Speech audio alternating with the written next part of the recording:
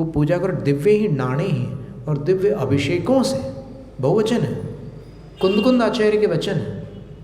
क्या अर्थ हुआ इसका? अभिषेकों से, बहुवचन का अर्थ क्या हो सकता है?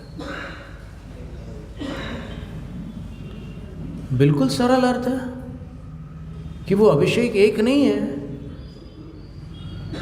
अनेक प्रकार का अभिषेक है। अगर एक होता तो फिर एक वचन होता, बहुवचन है यहाँ पर। तो इससे स्पष्ट है कि कुंद आचार्य भी अनेक रूप अभिषेक को मान्य कर रहे हैं कि अभिषेक एक नहीं होता, अनेक प्रकार का होता है। अब अनेक प्रकार का अभिषेक कौन सा? अकलंक प्रतिष्ठा पाठ में एक श्लोक है, नीरं तरुरसश्चैव गोरसत्रितयं तथा पंचामृतमिति प्रोक्तम जिनस्नपन कर्मणि। जिनाभिषेक की क्रिया में, समय इतना निकल गया पता ही नहीं चला।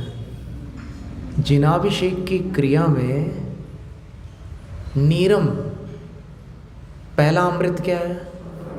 नीर, जल। जल का पर्यायवाची एक शब्द अमृत भी है। पहला अमृत जल है। दूसरा तरुरस। तरुरस यानी वनस्पति से संबंधित, चाहे वो इक्षु रस हो, चाहे दाड़िम रस हो, विभिन्न प्रकार के रस हो सकते हैं। सर्वौषध के अभिषेक में तो यशस तिलक चंपू में पलाश के पत्तों से बना हुआ काढ़ा लिखा हुआ है। उससे भी कुछ रोगों का निवारण होता है, तो उससे भी अभिषेक होता है भगवान का, काढ़ों से। नीरम तरु रसश्चैव, वनस्पति संबंधी तमाम रस आ जाएंगे उसमें, नारिकेल का पानी भी आ जाएगा, सब आ जाएंगे। और गोरस तृतीयम, घी, दूध और दही। क्रम याद रखना, आपको तो याद ही है, बाकी जो नए सुनने वाले हैं वो, पहले घी, फिर दूध, फिर दही, ऐसा क्रम है। फिर अंत में सर्वौषध करते हैं। पूरे भारत में ये क्रम चलता था। और अभी तो हमें एक ढूंढारी अभिषेक पाठ मिला है। अब ढूंढारी भाषा तो इधर उत्तर भारत की भाषा है। पंडित टोडरमल जी ने ढूंढारी भाषा में मोक्षमार्ग प्रकाशक लिखा है, कर्मकांड जीवकांड के अनुवाद किए हैं उन्होंने।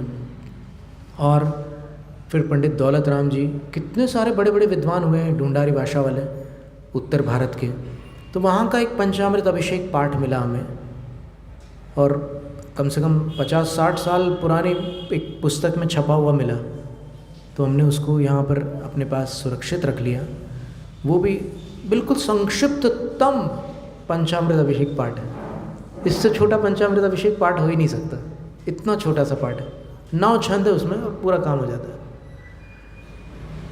तो दिव्य ही नाणे ही लिखा है। अभी चल रहा है वहाँ पर ये सब उपक्रम। अभी यहाँ पर अपन चर्चा कर रहे हैं, वहाँ पर वो लोग अर्चा कर रहे हैं। तो इन सब क्रियाओं के माध्यम से आषाढ़ कत्तीय फागुन मासाणम, आषाढ़ कार्तिक और फाल्गुन मास की 8वीं आइम काउण, अष्टमी से प्रारंभ करके, देखो 8वीं आइम काउण का ना, अष्टमी को आदि करके जाओ पुण्यमंती पूर्णिमा पर्यंत निच कालम अंचंती पूजंती वंदंती नमनसंती। नंदीश्वर महाकल्याणम करंती, नंदीश्वर का महाकल्याणक करते हैं। जैसे यहाँ पंच कल्याणक करते हैं, वहाँ पर भी महाकल्याणक करते हैं।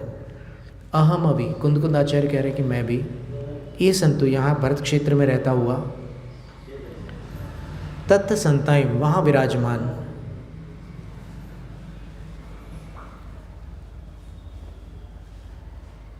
जिन चैयाणी, जो जिनेंद्र भगवान की प्रतिमा है,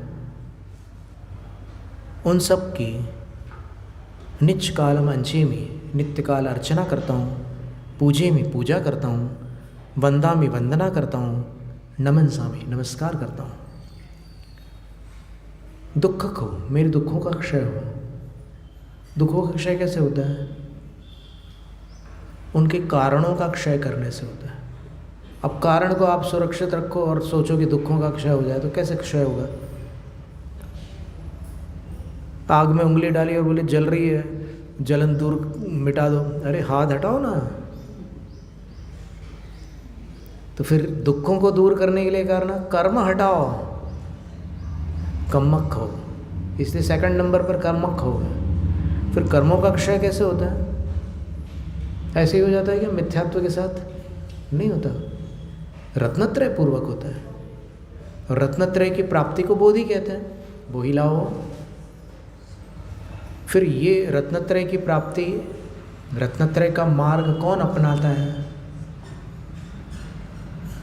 जिसका लक्ष्य हो। जिसका लक्ष्य ही नहीं है वो क्यों अपनाएगा? किसका लक्ष्य? कौन सा लक्ष्य? मोक्ष गति। तो सुगई गमनम, सुगति का अर्थ यहाँ पर मोक्ष है। और फिर इस जन्म से अगर मोक्ष नहीं हो रहा है और जाना ही है मोक्ष, तो क्या करके जाना पड़ेगा? सल्लेखना, समाधि मरणम, समाहि मरणम। फिर मोक्ष होने के पहले कुछ मिलेगा कि नहीं मिलेगा? तो बोले अरहंत पद मिलेगा, फिर सिद्ध पद मिलेगा। तो जिणगुण संपत्ति हो मध्यम।